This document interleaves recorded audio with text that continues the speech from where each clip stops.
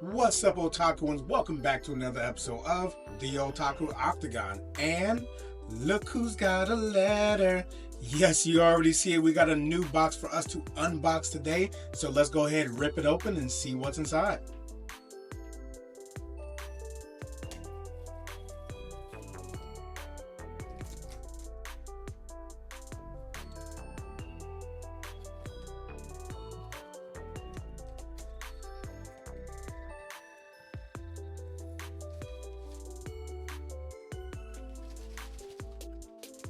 And inside we got a lot of paper, but we got exactly what we've been waiting on. That solo leveling challenger series. Look at Sun Jin Woo looking hella crispy. And below that we got, another playmat. Like you already know, folks, I love every time we receive a new playmat. And this time it's of solo leveling, one of the hottest animes of 2024. So, first, you already know, we got to go ahead and open up that playmat. See the crispiness that we received for.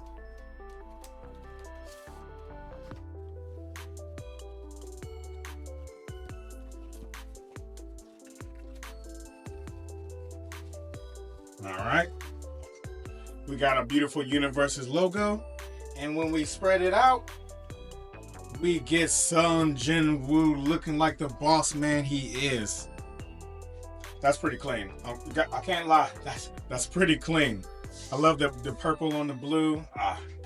Now that is a crispy playmat, but what are we really here for today for? To unbox that Challenger series of solo leveling. So, Sun Jin Woo, what do you got for us?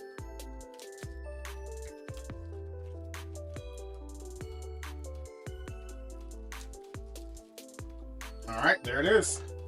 So just like many of the Challenger series that we have received in the past, inside we're going to have our full and complete Challenger deck with our character card, Sun Jin Woo up top. Let's get a good focus. There it is. We got Sun Jin Woo, our character card, right on top with a 6-hander and a 30 health. Spicy.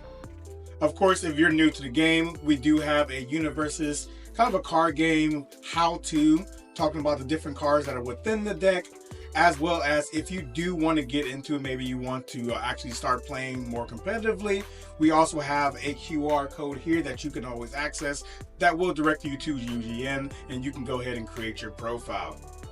Pause for the pick. There it is. And of course, with those Challengers decks, we always receive a collector's booster pack. Within these collector's booster pack, we have a chance at some alt arts. And sometimes we can hit something really big. So let's go ahead and hop into that one first. All right, we're going to go ahead and use the tap on the side, making it easy for us. Not too easy. All right. We got ourselves a leveling strength. A wolf assassin. This is actually one of the cards that we reviewed earlier this month or last month. Next, we got that dungeoneering armor. We got a hunter's dagger. Hey, matching the playmat, right? Looking fire. Love it, love it. Next, we got a killing intent. And then lastly, we got ourselves enough of this. Unlike the Attack on Titan, where inside the pictures they were all from the manga panels, these are actually from the anime, so it does give that extra oomph to it because we have the animated scenes as well as the holographic background that we're going to see on all those folding cards. So I actually am loving all of the art arts that we did receive. Now that we've gone over those art arts, it's time to open up that deck. Now again, we did do a review of a lot of the cards, kind of giving everybody a little sneak peek teaser into what to expect from the upcoming Challenger deck. But now that we have it in our hands, it's time for us to actually look at it together. Just get all this plastic off, one moment. There we go.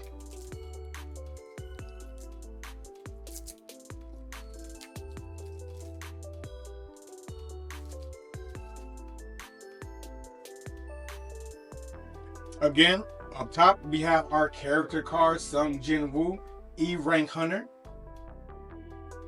We have that E rank underneath under our card text. And of course, the card's text also includes Sung Jin Woo begins the game with the assassin skill tree. We did review that tree before, but we're going to take another look at it today. We also got a Hunter's Dagger. Now, this is the alt that we received in our collector's pack. But of course, here is the regular foiling for that card. It still looks great. We did receive 2 of those. We got that teleportation stone. So we did talk about that one earlier. Whenever you are in the anime, of course, he used the teleportation stone whenever he's in a bind. You just go ahead and use it and pops him out of that situation. But you can use the in-game response remove. After you block an attack, your rival must play a non-attack card as their next form or pass. So if your opponent's really getting at you and you need pretty much a quick escape, then you can go ahead and use that card to force them to play a non-attack card, thus increasing their progressive difficulty, lowering the chances that they're going to play another attack on you. We did receive 2 of those. After that, we got Clash with the Blood Red. This was like one of the final episodes. I believe either episode 11 or episode 12. But this is when he fights that knight at the end of the anime. Next, we got ourselves a Venom Fang Dagger. Another attack card. Response: after its attack deals damage, your next weapon attack gets plus X damage. This is on death, and I do love to play on death, so I might even find other uses for it, not just inside this deck itself. A great thing about Universe's card games, we do have the ability to play multiple IPs within the same deck. So if I wanted to play My Hero Academia or Solo Leveling, or I wanted to go back to some Cowboy Bebop or Trigun, I do have that option available to me. World's Weakest Hunter, we did see that one when we did our quick review. 2 of those.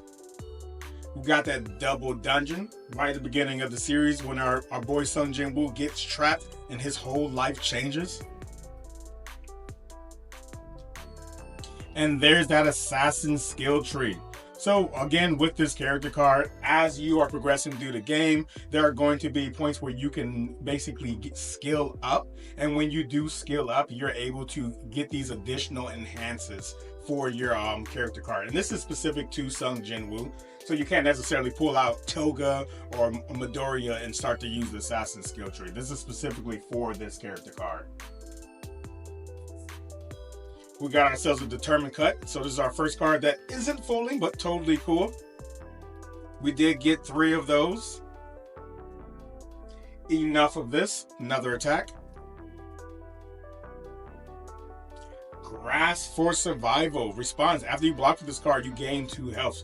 That will be very useful. It's on life, and I do play on life and death. Killing a Tent. Blitz. Seal 1 rival foundation with a difficulty of 2 or less. So Blitz is not entirely new anymore, but it is on the newer IPs within universes. With that Blitz, soon as you play this card, that Blitz ability will activate. So it's going to be hard for your opponent to stop you using your Blitz. But with this Blitz, you get to seal 1 rival foundation with a difficulty 2 or less. Pretty good Blitz on a good attack card. Next, we have our Wolf Assassin. This is actually one of those, it's an attack, but it's also an XP that you can use to skill up for that assassin skill tree. We do get 4 of those. We got a Dungeoneering Armor. We got the alt for that one from our collector's pack.